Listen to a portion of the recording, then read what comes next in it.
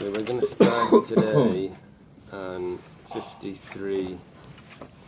And it starts Amar Rav Kana Mishmei Rav Simi Barashi. Then Gimel Amud Aleph, Amar Rav Kana. We're about a page behind.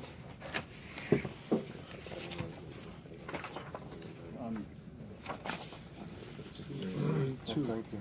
Two or one? Two. Shukayach to everyone for bearing with us. It's long. It's a little bit longer today. Shukayach for coming every day, but today it's a little bit. Amar Rav Kana Mishmei Rav Simi Barashi. There's one quick delay here. Yaakov Shmuel Gatzner also joined this year. We're going to call him. Oh. So, yeah. This is condiment day. We have a catch up. Catch up. Okay. Late, you're not late. We're getting ready to start. How's the beach? Oh, whoops. Jeff, can you hear us? Oh, you put him on mute? No. Jeff, can you hear us? Yep. Okay, great. No We're on problem. 53. No problem, I'm mute. 53A. And what number is it in the A2. article? A2. We're starting from Amar Rav Kana Mishmei Rav Simi Barashi. Rav Kana says in the name of Rav Simi Barashi, Ein drusa l'shul. There's no clawing being attacked by a fox. Shul is a fox. We're assuming right now that yes, a fox could puncture and rip apart an animal, but we're saying just the fact that it stuck its nails into it, that itself wouldn't make it into a treifa, because the venom, the fox wouldn't have that venom. Gemara says, Eily, is that really so? When Rav Dimi came, Rav Dimi was one of the travelers. Amar, he said, Maisa v'daras shual rachel b'merchat shel Bais Hini. There was a story where a wolf attacked a sheep in the bathhouse of Bais Hini. A wolf or fox? A fox. I'm sorry. Thank you. A fox.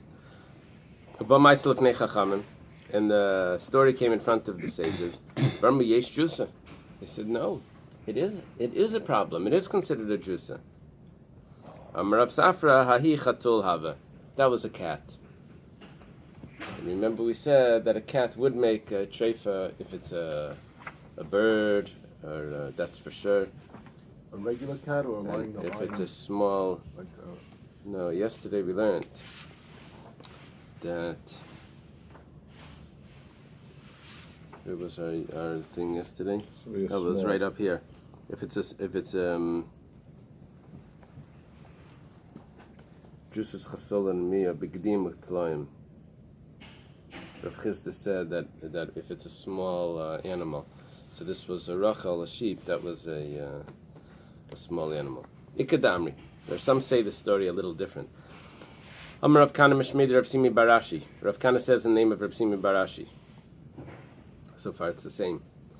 However, he says, Yesh drusa l'shul. He says exactly the opposite. There is drusa to a fox. Gemara says, Eily, is that so? Is there really a drusa?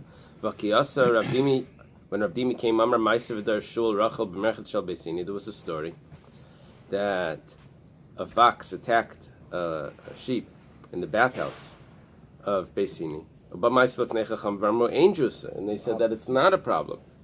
It's exactly the opposite. Amar Rav Safra hu keleb hava. That was a dog.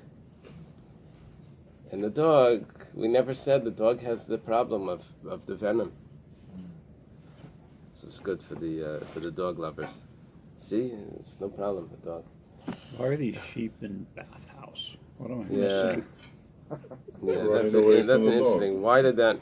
How did it end up there? That's interesting. And why do we need that detail? They didn't have a wall. There were people that were opposed to having a wall. Rav Dimi came to Israel, no? Rav Dimi goes back and forth. Probably he's going to be put under. There's a Rav Dimi Minar Dai. He was the student of Rabbi Yochanan. Yeah. Under Rav Shimon ben Pazi, right to the left. Yeah, there you go. So it's interesting because Rav Dimi Rav Kahana and Rav Shimon Bar Ashi seem to be in the same line. Under Rav Papa. Yeah. In the same line. And next to Rab Dimi, you see Ravin and Rab Zera Yeah. and Rab Yirmiyah. But All they the way at already- the end. Ravos, Yeah, but all the way at the already. end, you see Ula at the other side of all of that generation had these travelers that were going back and forth. We're talking about this right here next to Rabbi Vo, which are the students of Rabbi Yochanan, and the Ula down over here. For some reason, he's placed there, but these were the travelers that went back and forth during that time. Wasn't and they there, brought halachos. we said there were two ulas? Did we say there were two Ulas? I don't know. Could be. Okay. Amar Rabbi Yosef. Rabbi Yosef says, Naktina, you want to see where that is? Rabbi Yosef is next to Rabbah in the Babylonian side. Rabbi Yosef over there. It says, Naktina ain't Jusa Lekelev. What's Naktina mean? We've established, we've accepted Just a lot was like that. that there's no Jusa for a dog. Amar Abaya. Abaya says, Abaya is his student. On the chart, you see Abaya right beneath him, beneath Rabbi Yosef. Naktina ain't Jusa ela biyad. We've established that Jusa is only with the foreleg, with the front leg, not the back, not the hind leg. Lafuki regal delay. This is excluding the back leg. There's no Jusa with the back leg. As we're talking about, where does the venom go into where does it exit from this predator? It's only through the front arm. Ein Jusa ela b'tziparin. There's only the Jusa clawing with the nail. Lafuki shein delay. It's coming to exclude the tooth. That's not a problem, surprisingly, but that's not the issue. Ein Jusa ela midas.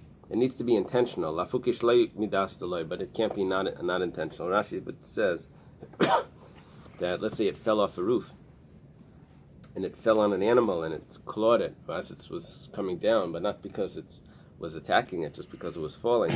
That's not a problem. Ein Jusa ela michayim. It's only while it's alive. Lafuki lachamisa delay. Let's say someone came in and killed the animal, and as it's when it's dying or something, or after it dies, there's its claw enters into another animal. It says over here from yesterday, you're saying why not a tooth? So it talks about this whole idea of the venom, that it's not really true venom, but it says the Gemara may be referring to bacteria, which we said, from substances such as rotten flesh from previous kills. They've accumulated on the animal's claws and then can cause infection and disease in its prey. So it's like, because it's ripping the thing with its claws, it's not so much on the teeth, it's on the claws. Uh-huh. Yeah, but then why would you need intention? Even without intention. Right. What do we Without do? intention, it probably doesn't put enough force into the That's person. right, yeah. Because the The deepness, bacteria the deepness, in the of, yeah. Because if it's just superficial, it's not a big deal. Interesting.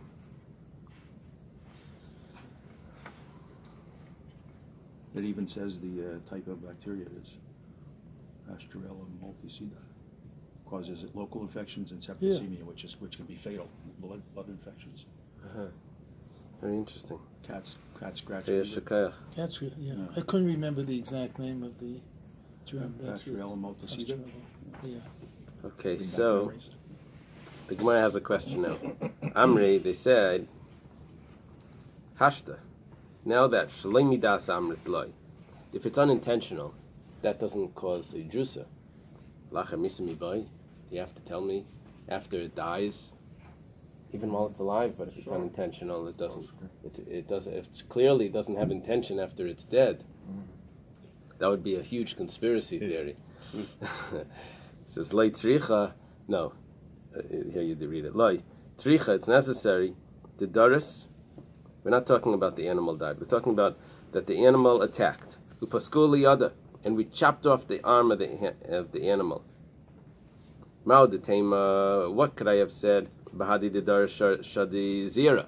That while it was attacking, while it was clawing, it put its venom into the prey. Kamash Malana comes to teach us. Bahadi de shalif shadi zira. when it pulls its Pulls it out. nails out, that's when it puts the venom in.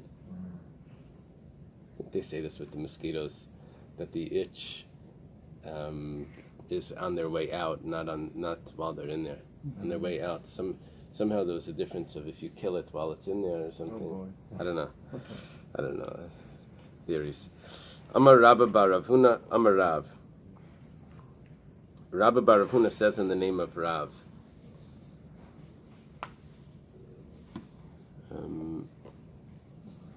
I don't see Rabbi bar Rav Huna here, but I see Rav Huna.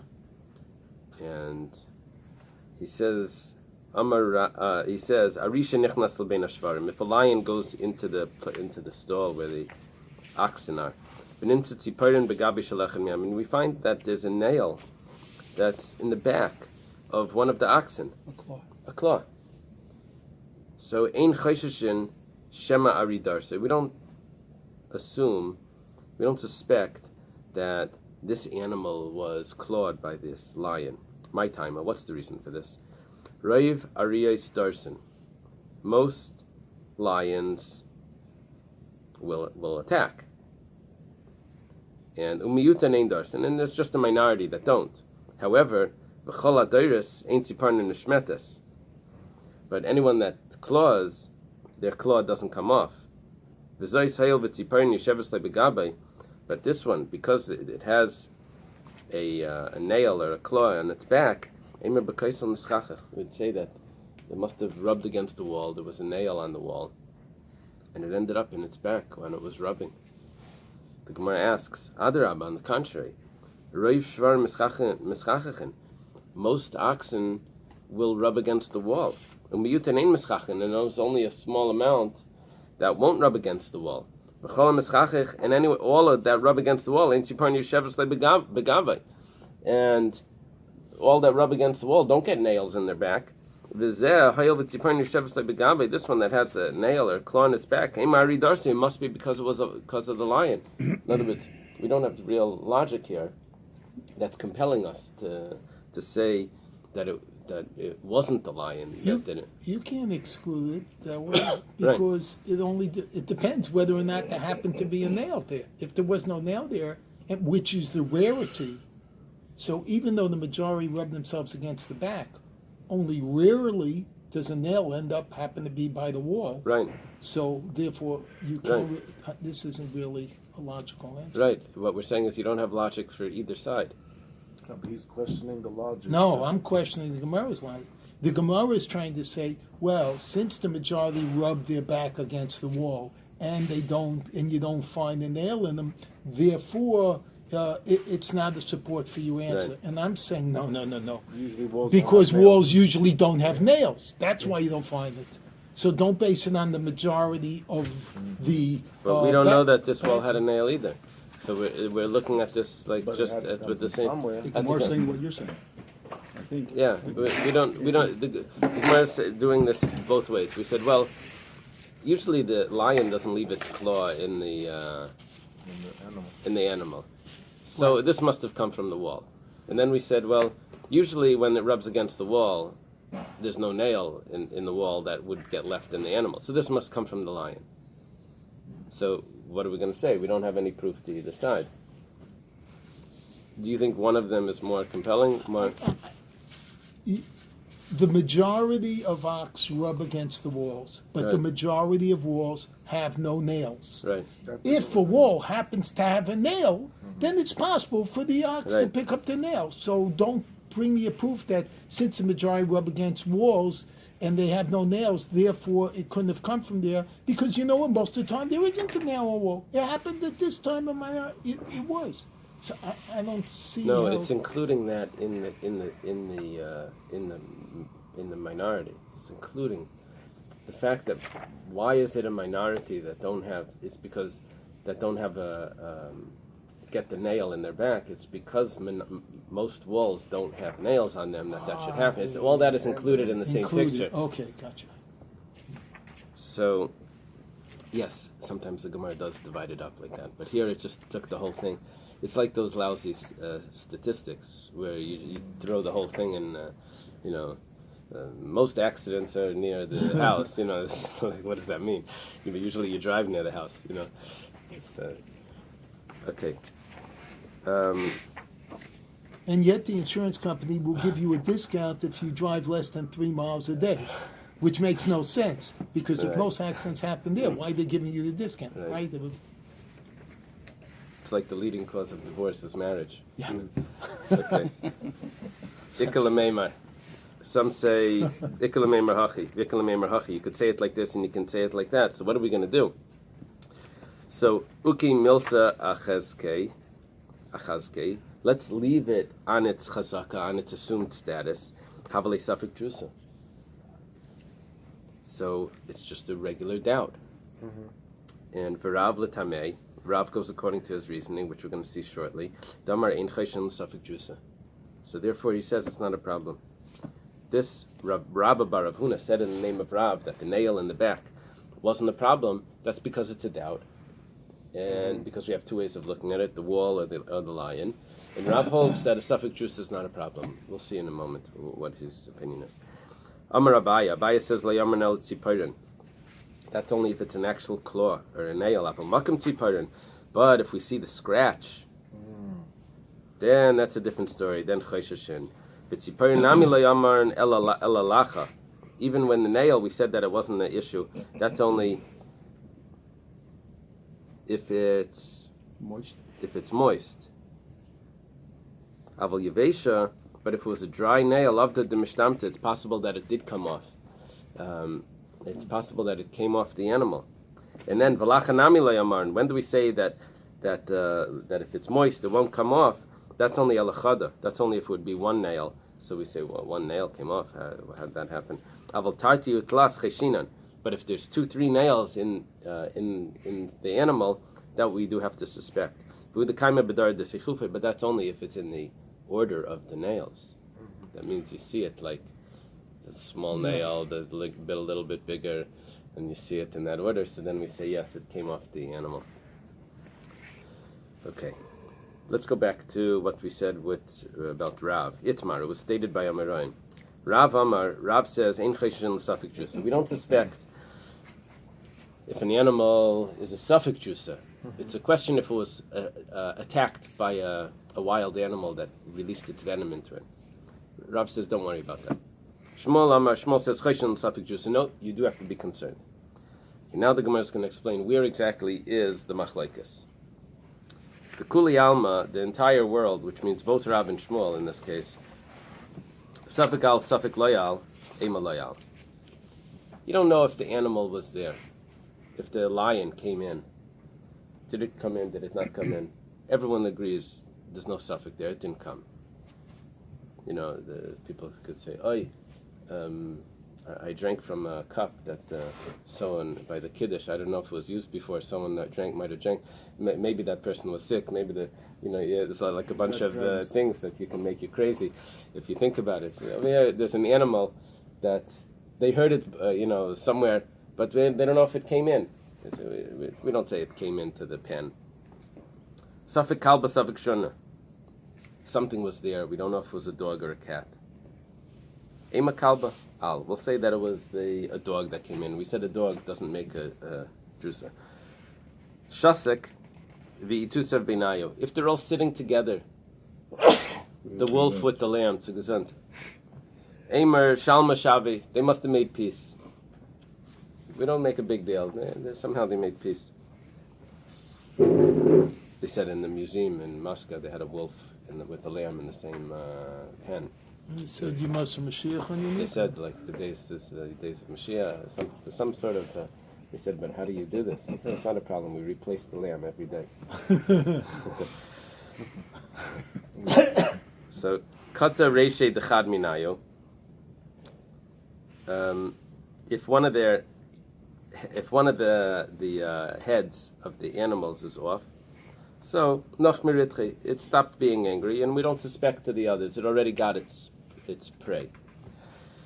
Iu kama'avi v'inu kamakarkrin.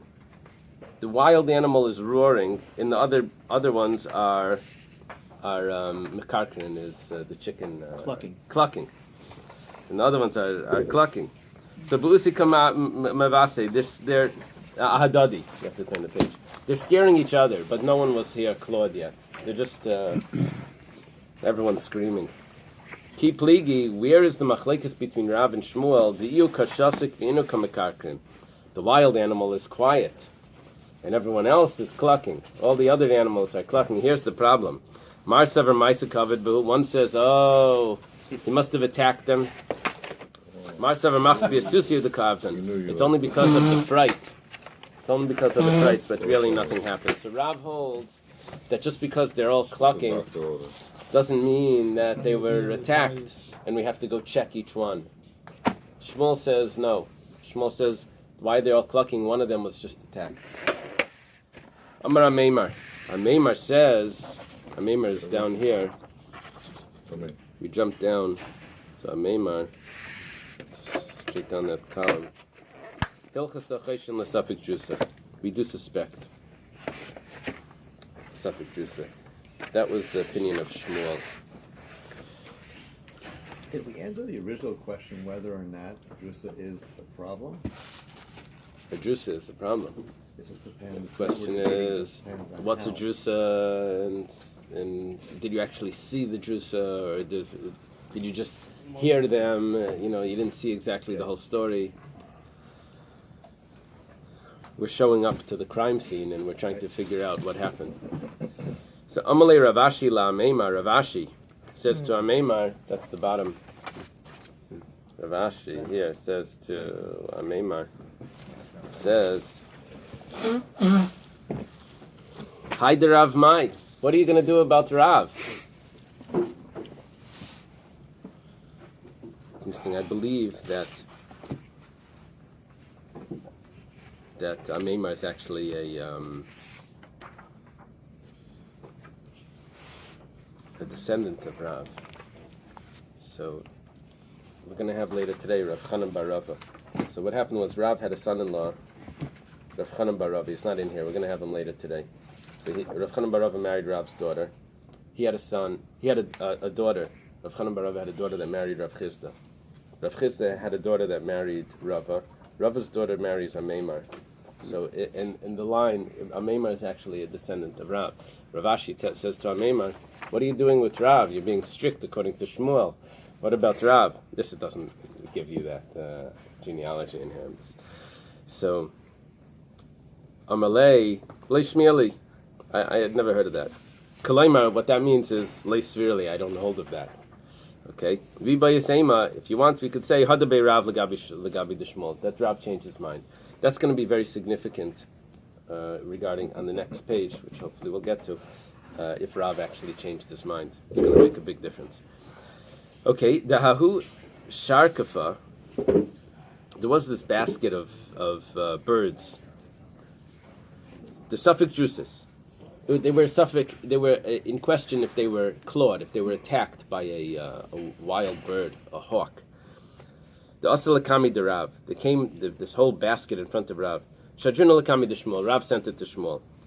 So Shmuel, we know what his opinion is about Suffolk juice, that it's treif. So Chankino, he strangled them all. V'shadinu benar, and he threw them into the river. What did you have to string? Very good, very good. This is mamish the Gemara. The Isal Kadaitach Lay Hadarbe, and if Rav wouldn't have changed his mind, then Lishrinu. Why doesn't Rav say they're kosher? Rav said, don't worry about a Suffolk juicer. Elamai, it must be Hadarbe, that he did change his mind. The Gemara asks, if that's the case, Lishrinu. Why doesn't he say that it was treif? If he changed his, what does he hold? He holds that it's kosher, so say it's kosher. You want to say change his mind? So say that it's treif. Ela Asri de Shmuel Hava. Rather, it was the location of Shmuel.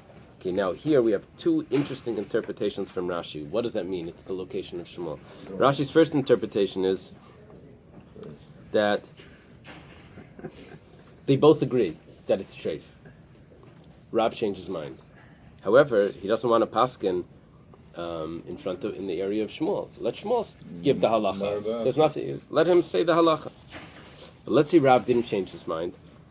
Then Rav wouldn't have withheld saying his opinion, and he would have given his opinion to save the Jew money. Rav holds that it's kosher, So it must be Asri de Shmuel. It must mean that Rab changed his mind. He holds like Shmuel. He doesn't want to paskin the same halacha, the same psak, in the location of Shmuel. If he would have held differently, then he would have said said his opinion. That's the first interpretation But of Rashi. if he was in the place where you have a Mardas, you're not allowed to paskin. That's true. That's true. It could be Rav was greater anyway. Could be Rav was greater. Rashi says, "Kol makom sheyesh nidnud chet ein chalken kavod l'Rav."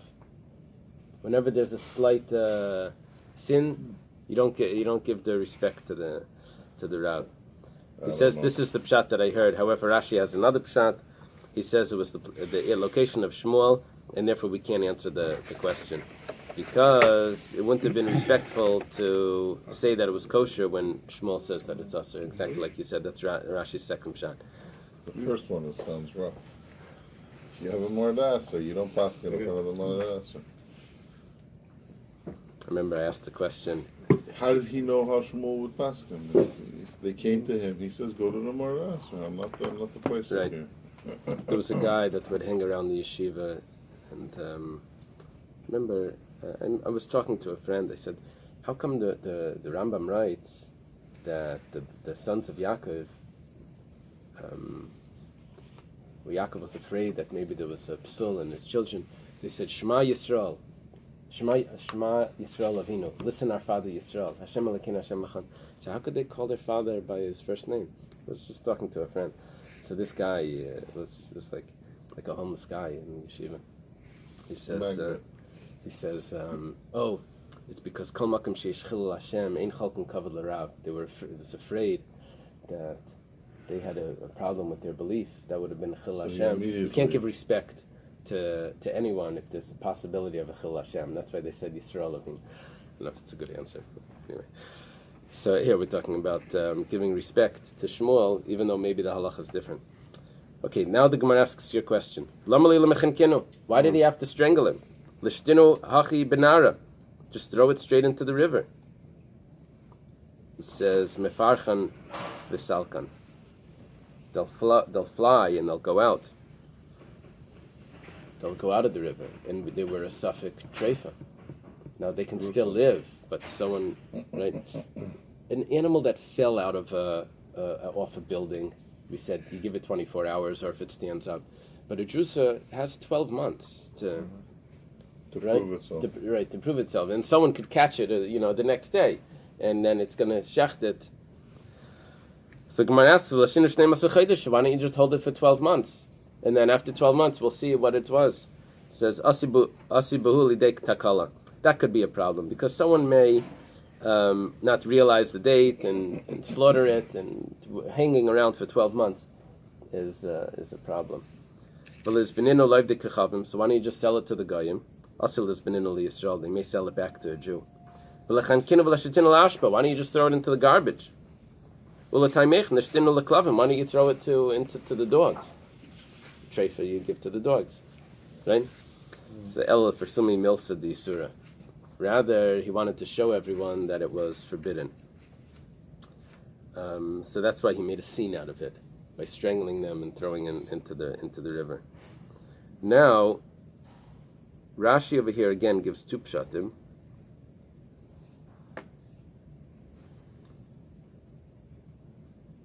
That the question is, why couldn't you shech them?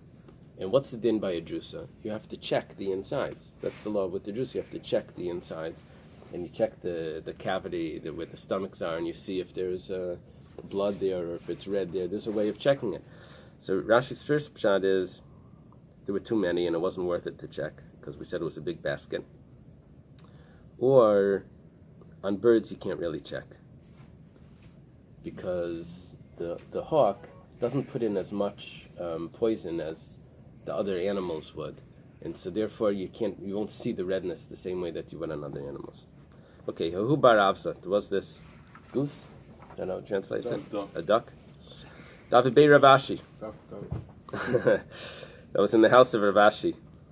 Al Lebeini Kanya. It went between the reeds. Nafak, it came out. Asa, when it came, Kimamas Miskua, that its beak was all bloodied. Masis Kuadama. It was dirtied with blood. Amar Ravashi. Ravashi says, Layam Rinan. We don't say Safik Kalba, Safik Shunra. Ema Kalba. We have to read that as a question. Layam Rinan, Safik Kalba, Safik Shunra, Ema Kalba. Don't we say that if it's a question, if it's a cat or a dog, that we say that it's a dog, and therefore it's not a problem? In other words, even Shmuel holds of that. Everyone holds that if you're not sure what it was. Here we don't know. Hachinami, Safik Kanya, Safik Shunra, Ema Kanya Machi. Here we don't know. Was it a cat or was it the reeds? We'll say it was the reeds. Shouldn't with a cat? Yeah. Chatul is Hebrew and Aramaic Shunra. Yeah, very good. Very good. That's from yesterday's Chasal Seder Pesach. I'm stuck on that holiday. Okay. Amri b'nei Reb Chia, the sons of Reb Chia say, Drusas Shamru, this being clawed that we're discussing, needs to be checked on the stomachs. We're going to see soon that the main issue is that it gets attacked on the stomachs. Here we're mentioning just that it needs to be examined on the stomachs, but I think it goes hand in hand. Amar Rav Yosef. Rav Yosef says, Hadamnei Reb Chia kvar pirsha Shmuel. You're making a big deal about Reb Chia. Shmuel already explained it. What did he say? You have to examine it on the stomachs. Reb Chia is up here, and there's two sons that we know, Chizkiah and Yehuda. You mentioned to me once which one was older. I think we discussed that once. Right, it said the one of them was rebuking the other one. You said it must have been the older one rebuking the younger, and he said the younger one was rebuking the older brother. So Rabbi Yosef is here, and he's saying, the sons of Reb Chia, they're telling me a chiddush. Shmuel said it already, which they may have been the same time, but he's saying the Babylonian sage said it.